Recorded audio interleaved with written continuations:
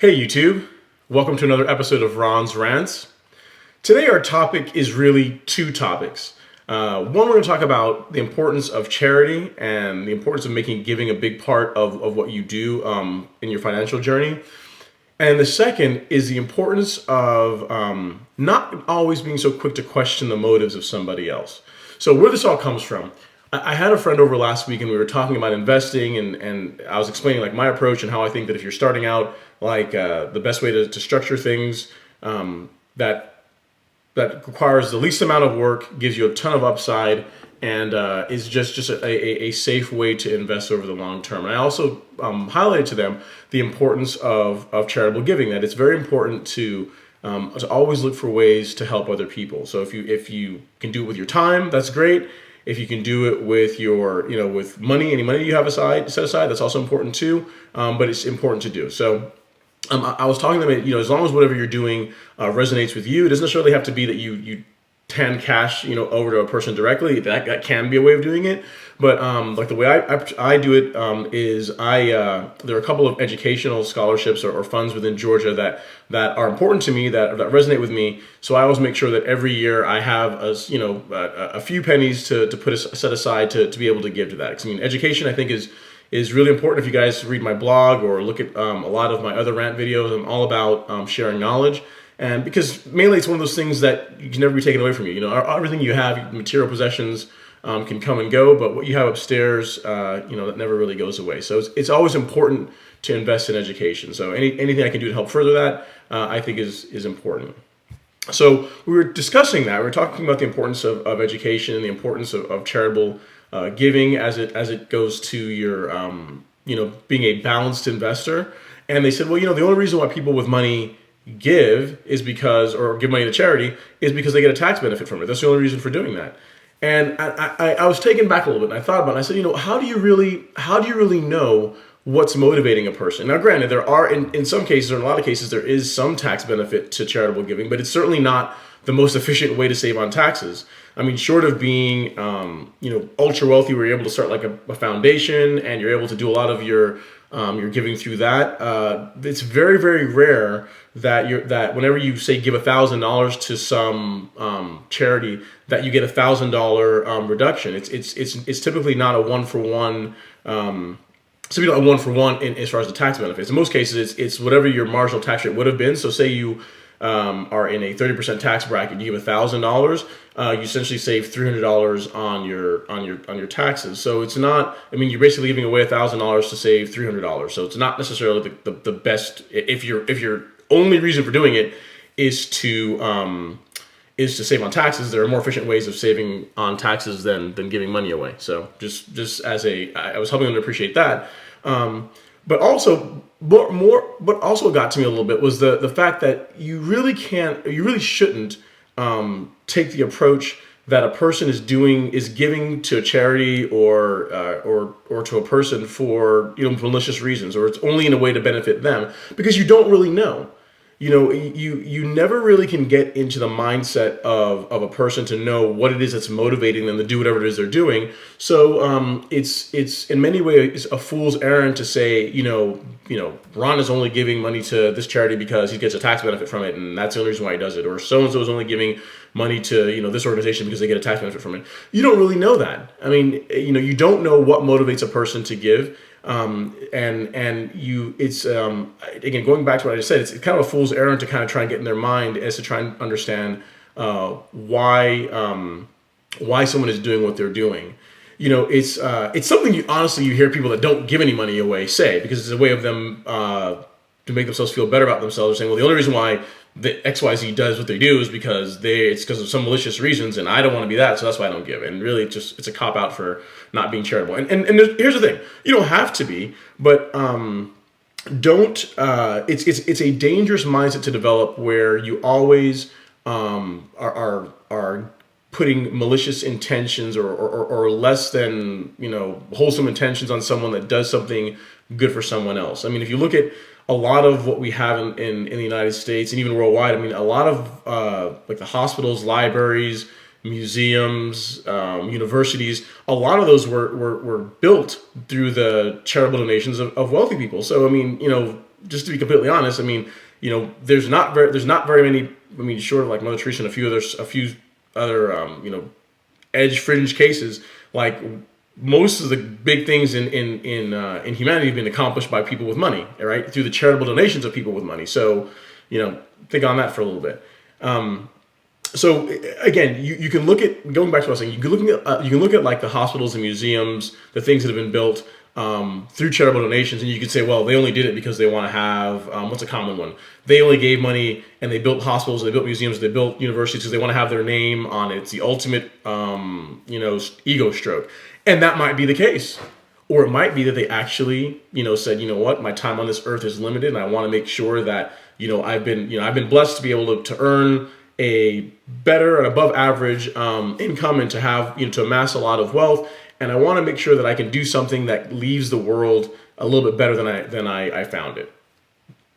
Both are just as likely, right? You never know. You're never going to really know which one it is. So it's better just to look at what a person does and judge them and form an opinion of them based on that than on what you think is motivating them to do it. A good example. Let's say I go out and I go and get a fifth of tequila and I down a fifth of tequila and then I get in my car and I drive down the street and get in an accident and kill someone, right? I get hauled in front of the judge and I say, Judge, well, I drank the tequila and everything, and I know I got in an accident and it resulted in the death of somebody else, but that wasn't my intention. My intention was not to cause an accident. My intention was not to cause the death of this person or family or whatever. That was not my intentions. Is the court really going to care what my intentions were? Not really. They're going to look at what I did. They're going to judge you based on what you actually did. And in life, you tend to do better if you adopt that approach. Versus whenever someone, even if you have someone that you may work with or someone that you meet and they are nice to you, they may ask you how your day's going or how your week was doing or whatever. And a lot of times you want to be quick to say, well, why is this person talking to me, or why are they trying to be nice to me? And in many ways, in most cases, you do better just by taking what a person does at face value. Because here's the thing: if they have malicious motives, so if they're trying to like get close to you for to take advantage of you, or they really don't like you and they're just trying to whatever, they're trying to make a fool out of you, or whatever their motives are, given enough time, it's gonna come out. It always does. A person it's impossible for someone to have malicious intentions towards somebody and that they just continue to act in a way that's opposite to that for a long period of time. In time, what a person is really about is going to come out. It never fails. So you do better in life if you just take people at face value, judge them based on the merits of what they do. Whatever someone, again, if going back to what we were talking about, charity, whatever you see someone that gives to charity, you have to say, well, that's very good. It's good that they're the kind of person that takes some of what they have and shares their resources with someone else. And here's the thing about charitable giving, why it's so good. In many ways, charity, giving to others, benefits you more than necessarily the person that you give the money to. Because even though it seems counterproductive, say your goal is to become wealthy, and it would seem counterproductive to give away the very thing that you're trying to amass, right? So it doesn't make sense that if you're trying to become wealthy and have a lot of money, that you would give some money away. But if you think about what that does to your mind, to your spirit, right?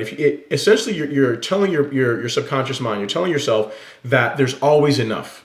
That even though, I might be able to take this money and put it to use now and earn, some rate of return on it, by me helping somebody else, by me taking some of this resource or this thing that we hold dear, money, and giving some of it away, you're telling yourself that there's always enough, there's always room to help someone else. And what that does for you as a person affects you in ways that are not only related to charity. So if you think about how if you think about how a person that is very giving comes off, like just in life in general, in the workplace, in your dealings with others, a person that's charitable is someone that people are just generally drawn to. Someone that's a giving person, that's not always trying to hoard everything they have and not try to not give anything away to anybody else. In many ways, it makes you more attractive as a person. People want to be around you. Like Ron or Susie or whoever. They're not trying to take. They're not the kind of person that's always going to take advantage of me. They don't only look out for their own interests. And that trait, that being part of who you are as a person, is going to open more opportunities to you than would be open if you were the kind of person that's very selfish. You see what I mean? So even though it's not directly, it's not a one for one. Even though you don't necessarily, you give away $1,000 and it, brings $1,000 into your life, it affects you in ways that are going to more than make up for the money that you gave away. You're going to have more opportunities open to you. You're going to develop deeper friendships and better friendships. You're going to attract more quality people into your life because you're a quality person. You're the kind of person that, regardless of what you may have, and no matter where you may be in your journey, that there's always room to help somebody else, and that's just a good thing. I mean, in many ways, it allows you to to leave the world, to leave someone's day a little bit better than it started, which is really what it's about, right? It's not, I always, to that same friend I was talking to last week, I was saying, money is very much a tool, and in many ways, one of the best definitions I heard about money and wealth comes from Dave Ramsey, where he said that money, I'm not sure if he even said it, but wherever he got it from, it really makes a lot of sense. Where he says that money makes you more of what you really are, right?